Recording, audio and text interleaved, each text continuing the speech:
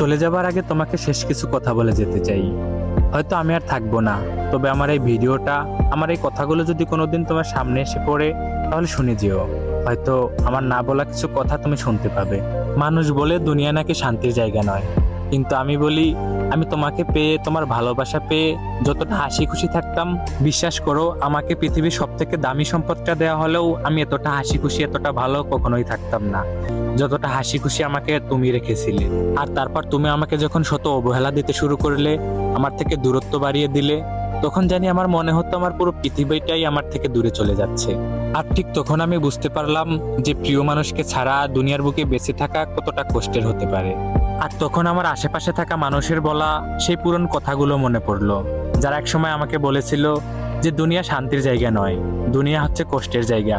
দুনিয়া যদি শান্তির জায়গা হইতো, তাহলে আল্লাহ তাআলা কখনোই জান্নাত বানাতেন না। আসলেই আমি সেটা বুঝতে পারিনি।